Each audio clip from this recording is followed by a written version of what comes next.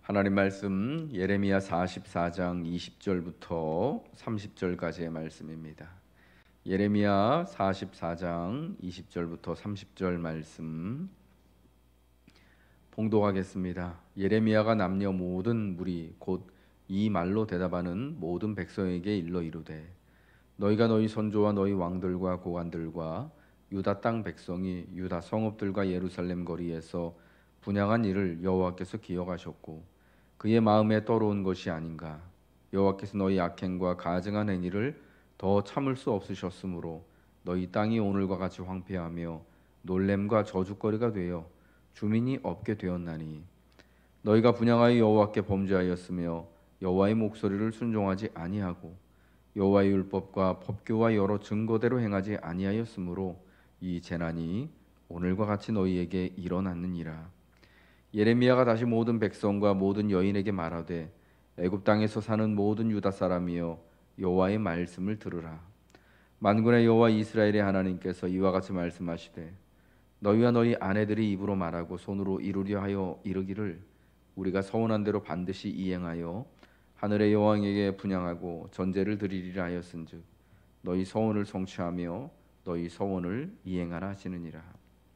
그러므로 애굽 땅에서 사는 모든 유다 사람이여 여호와의 말씀을 들으라.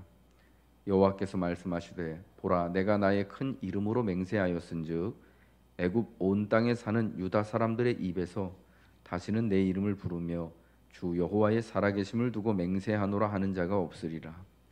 보라 내가 깨어 있어 그들에게 재난을 내리고 복을 내리지 아니하리니 애굽 땅에 있는 유다 모든 사람이 칼과 기근에 망하여 멸절되리라. 그런즉 칼을 피한 소수의 사람이 애굽 땅에서 나와 유다 땅으로 돌아오리니 애굽 땅에 들어가서 거기에 머물러 사는 유다의 모든 남은 자가 내 말과 그들의 말 가운데서 누구의 말이 진리인지 알리라.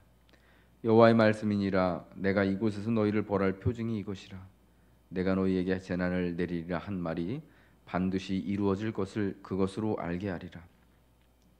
보라 내가 유다의 시드기야 왕을 그의 원수 곧 그의 생명을 찾는 바벨론의 느부갓네살 왕의 손에 넘긴 것 같이 애굽의 바로 호브라 왕을 그의 원수들 곧 그의 생명을 찾는 자들의 손에 넘겨 주리라. 여호와께서 이와 같이 말씀하셨느니라. 아멘. 애굽으로 내려간 애굽으로 피신한 모든 사람들은 하나님 말씀을 듣기를 거절합니다. 그리고 애굽의 신들에게 오늘 성경에 나오는 대로 하늘의 여왕에게 분향하고 전제를 드리기를 계속하겠다고 합니다. 왜냐하면 예루살렘에서부터 하늘의 여왕에게 분향했을 때 그들이 평안의 복을 누리고 먹을 것이 풍성하고 안전하였기 때문이다. 그러나 하늘의 여왕에게 분향하고 제리를 드리는 것을 멈췄을 때는 우리에게 이 모든 것이 그치고 재앙이 시작되었기 때문이다라는 거예요. 그래서 결국 자기들에게 먹을 것이 넘쳐나는 것을 위해서 애굽 땅에서 평안을 누리고 번영을 누리고 재앙을 피하기 위하여서 자기들은 남편과 더불어서 온 가정과 더불어서 온 유다의 사람들이 다 애굽의 신들에게 하늘의 여왕에게 분향하고 제사하겠다라고 통보하는 거예요. 예레미야를 통하여서 하나님 말씀하십니다. 그러면 너희는 너희 마음대로 해라. 너희 소원을 성취하고 너희 소원을 이행하라. 너희가 번영과 복을 위하여서 하늘의 여왕에게 제사하고 분향하고 전제를 드리겠다고 결정했다면 그렇게 해라.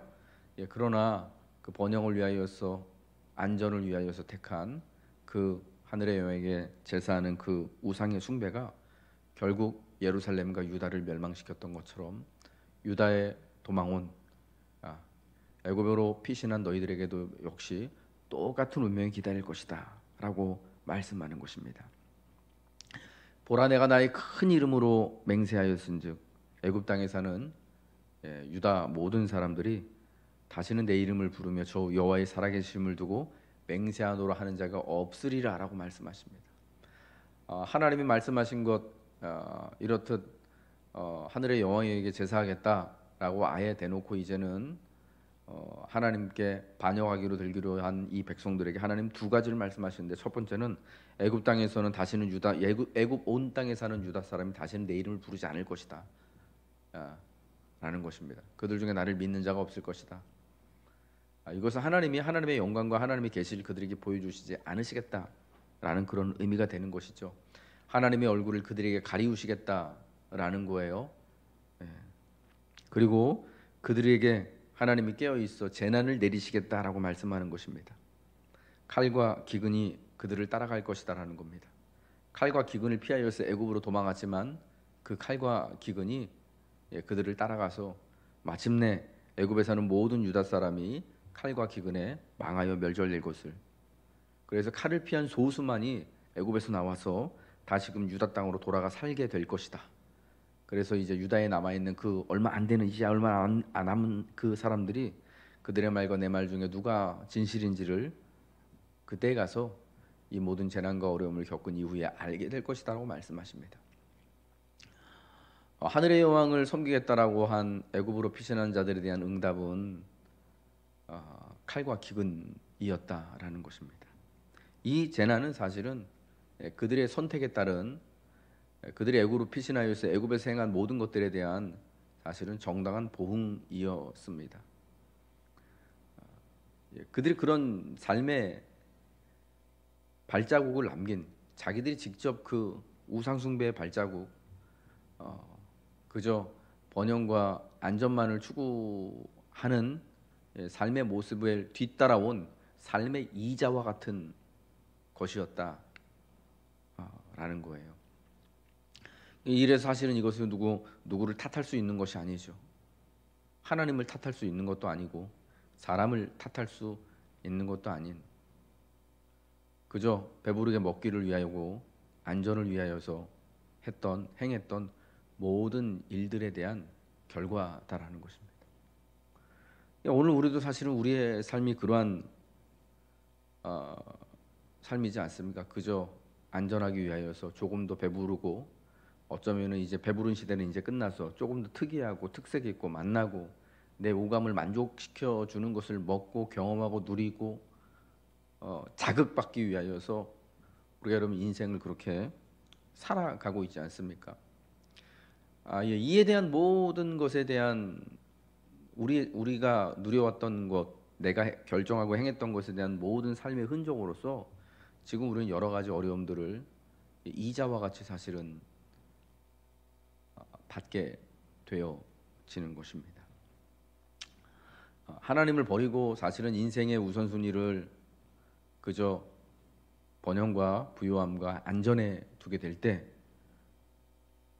요즘 우리 식구라면 조금 더 특이한 걸 먹고 조금 더 내 오감을 만족시켜주는 경험을 하게 되는 것을 인생의 첫 번째로 삼게 되어질 때, 결국 그 걸음은 인생의 낭떠러지일 수밖에 없다. 그렇듯 피하고 싶은 칼과 기근을 때로는 사람을 통해서, 때로는 환경을 통하여서, 새로운 시대를 통하여서 겪을 수밖에 없다라는 것을 우리는 경고받아야 한다라는 것입니다. 계속해서 자신들의 탐욕과 우상을 따르는 자들에게 대하여서는 하나님이 더 이상은 기회가 없음을 말씀하시는 것이죠. 이 하나님의 말씀이 반드시 이루어질 것에 대한 표징으로서 하나님은 바벨론의 느부갓네살 왕을 통하여서 유다의 마지막 왕인 시드기야를 벌하신 것처럼 이제는 그들이 도망쳐 내려온 이 애굽의 왕 호브라 왕을 그의 원수들, 곧 그의 생명을 찾는 자들의 손에 넘겨주어서 죽게 하리라라고 말씀하셨습니다. 애굽으로 피신 온 남은 유다의 사람들에게 하나님의 이 말씀이 이루어질 표징이 뭐냐면, 그때의 애굽의 왕인 바로 호브라의 목숨을 하나님께서 취하시겠다라는 거예요. 그가 죽임 당하는 것으로 보여주시겠다라는 겁니다. 과연 정말 하나님의 이 말씀처럼요, 이 호브라 왕이 죽임을 당하게 되는데, 그의 예레미야가 말한 것처럼 애굽의 내전 중에 아마시스라고 하는 왕족의 손에 죽임을 당하게 되고 그것을 보면서 정말 하나님의 말씀이 과연 분명하다라는 것이 이제 증명이 되게 되어지는 것입니다. 참 아이러니한 거죠. 복을 누리기 위해서 복을 따라간 사람은 결국은 재난을 만나게 되는 것입니다.